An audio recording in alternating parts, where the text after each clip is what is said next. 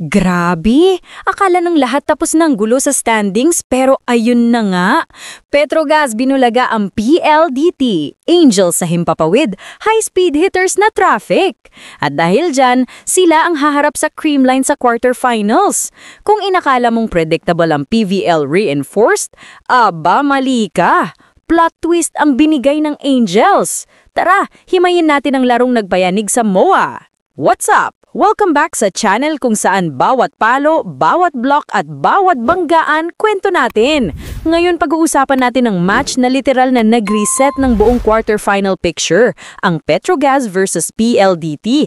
Isang showdown na dapat easy win daw para sa high-speed hitters pero hindi ganon ang nangyari. Petrogas, na medyo roller coaster ang season, biglang nagising sa tamang araw at binigyan ng reality check ang PLDT sa score na 25-21, 27-25, 23-25 at 25-21.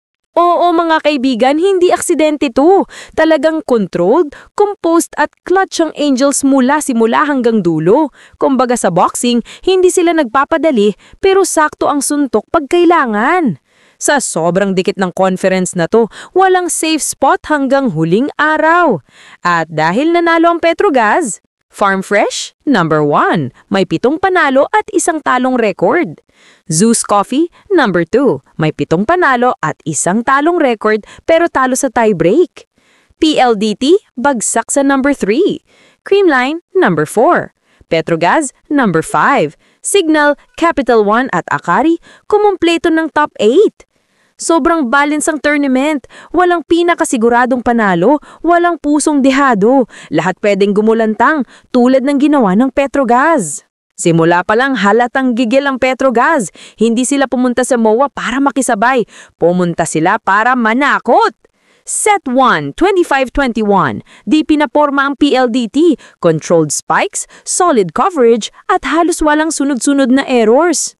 Set 2, 27-25. Ito yung set na parang roller coaster. PLDT nangunguna, Petrogas humahabol, pero sa dulo, clutch queens ang Angels. Lakas ng tiwala sa isa't isa. Set 3, 23-25. Down sila 16-22 pero humabol pa hanggang 23-24. Akala ng lahat matatapos na, pero Davison said no, no, no. Off the block kill para makakuha ng set ang PLDT. Set 4, 25-21. Dito na kumawala ang Angels, lumamang 12-8 at hindi na binitiwan. PLDT nag-save ng 4 straight match points. Grabe rin ang puso. Arado was insane sa floor defense. Pero ayun nga sa kasabihan, kung para sa'yo, para sa'yo. At para sa Petrogas ang panalong to.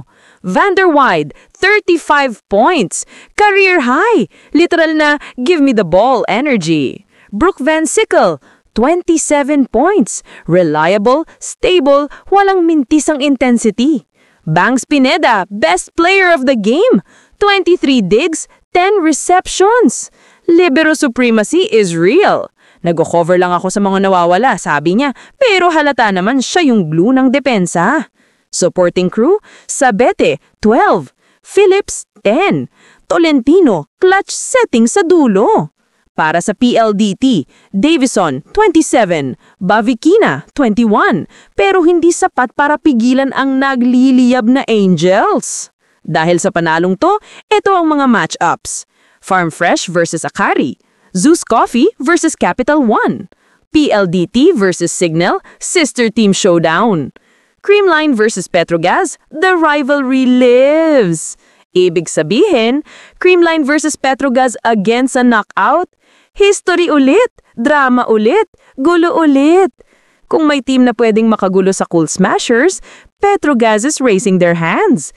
At kung ganto ang nilaro nila versus PLDT, ay naku, maghanda ang Creamline.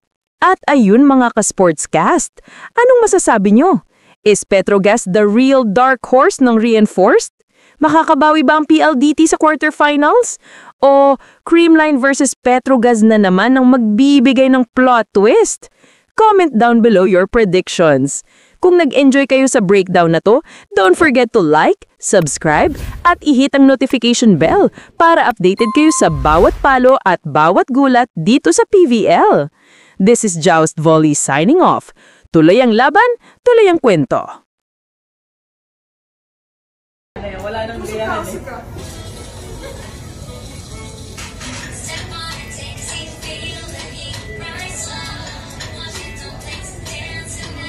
Oh, wala na.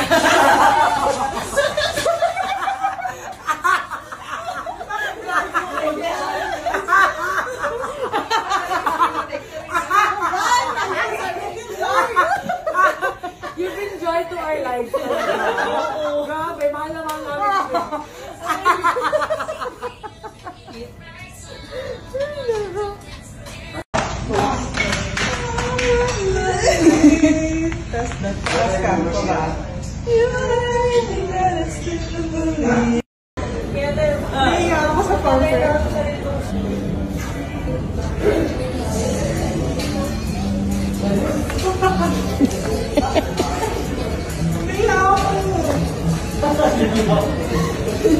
Kala mong gagaling sa kanya. Pero sila na yan eh. Hindi, kailangan talaga, wala ka sa beat. Pag sumusawa ka. Yan yung university nila. So lahat ng nasa beat, elbow kayo, hindi kayo pasok. Oh. Ay, ganun ba? Yan. Sige. Sabay na lang tayo. Ang taas ng ratings ha. Tatagalo na kadali. Attack show. Nakagaling pa show. Oh. Ha? Nagkabiela. Hey! Ay! Mas matagal yung kanya. Hey! Ay, ang haba. Ay! Ang tigas. Grabe na. Hey! Babae, tapos nakakuha ka. Ay, grabe talaga dun, Diyos. Ako na talaga to, sorry guys. Hindi talaga natatakpan ko. Magiging ano mo.